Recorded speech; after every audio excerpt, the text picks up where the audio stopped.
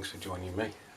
Things have stalled a bit on the HMS Nelson build because I've run out of the grey primer, so I need to get hold of that sometime soon, hopefully. So I was looking for a kit to build in the interim, and I found this one.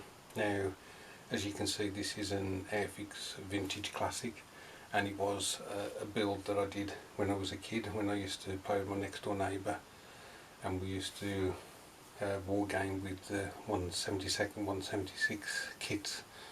And I remember building this Bren gun carrier and the anti-tank gun. So another bit of a trip down memory lane for me.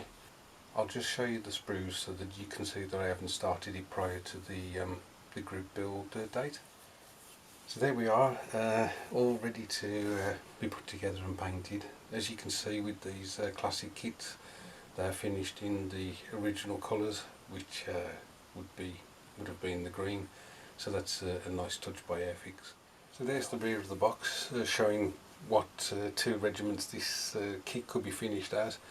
Another one is the Highland Division. I'm just trying to quickly look at the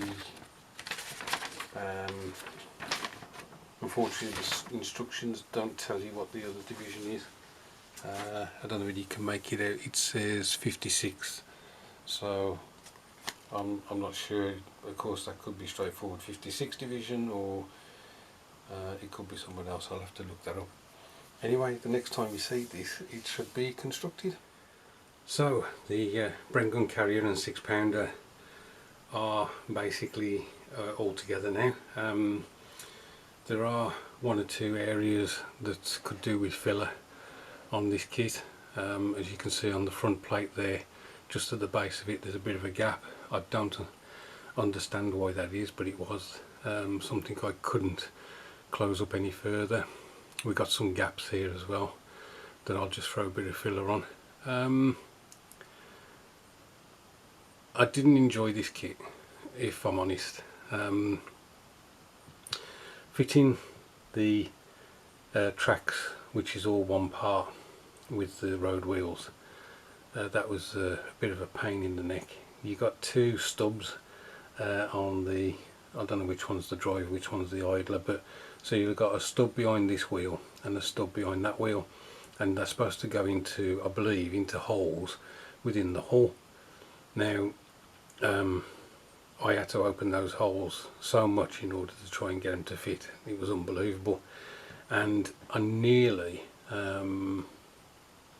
don't know whether you can see, broke the spokes on this wheel because I was pushing that hard to try and get the stub to fit in the hole. I didn't realise I was putting a lot of pressure on these spokes, and so this whole wheel section nearly got pushed with the spokes being pushed out. One of the reasons I had a problem with that hole is that the base plate, if you like, for the carrier section, the hole sat on top of that plate, so when you try to widen the hole, you're actually pushing the plate away from the lower section of the hull. So yeah, I'm not too sure about these skirts here, how they should fit onto the front of the carrier. Sorry, you're out of shot. These skirts here, how they fitted onto the front of the carrier, so that was a bit of a nuisance. This box in the middle, what was happening was it was pushing the backrest out, and so I had to do quite a bit of trimming to get that to fit in place. But it's all, as I say, glued together now. I've got to do something with the gun because it's, as you can see, it's dragging on the floor, so I need to perhaps glue that in place so it's like that.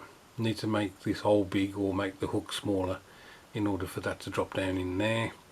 There's one or two pieces that have still got to be fitted on the 6-pounder, but the next time you see this, it will be hopefully fully painted and ready for the shelf. And here is the finished build, guys.